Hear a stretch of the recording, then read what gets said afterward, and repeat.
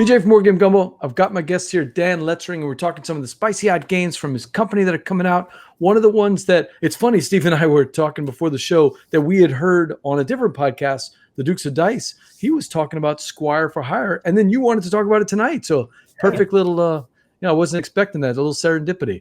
What is Squire For Hire? I know a little bit about it, but I've never played it. So it's an 18-card game, right? That's all there are for components is 18 cards. And it's a tile-laying game where you're a squire and you're just trying to pack the pack for your knight. And so you got to reduce junk.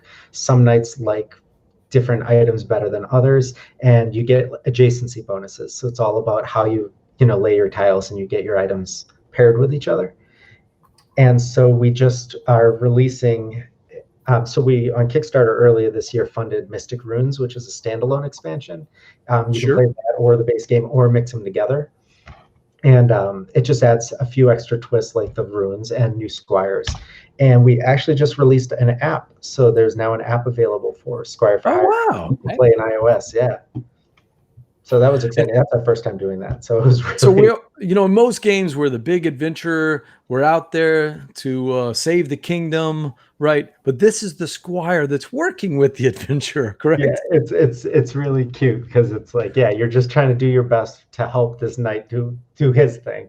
And but what's really neat, John. So this is designed and illustrated by John Merchant, and he did a lot of work behind these. And what he did that I think is amazing for 18 cards is every card that you saw the cards with the items, the quests you're trying to fulfill are on the back, and they're like a story. So they all relate to the items you have. So it'll be like, you're trying to pass this bridge. You can either use your weapons or spend some money, right, to get past them, right? So you're either going to try and bribe your way past someone or fight them, right?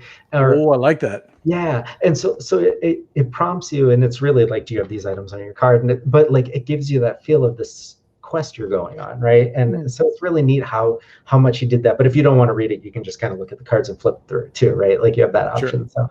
So it's really great how much story he added to it for just these 18 cards. It's really, he did a good job with that.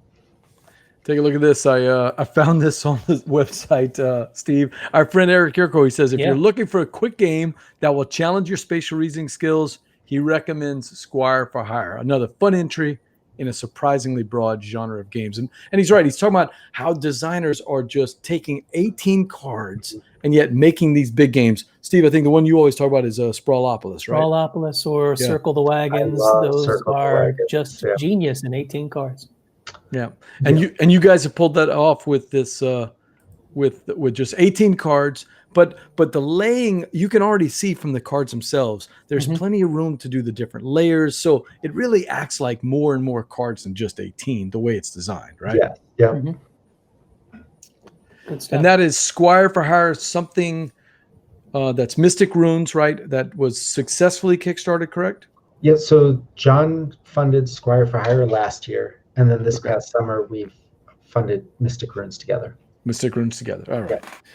All right. And if anybody wants more information, they can go to letimangames.com and figure out from there, right? Squire For Hire.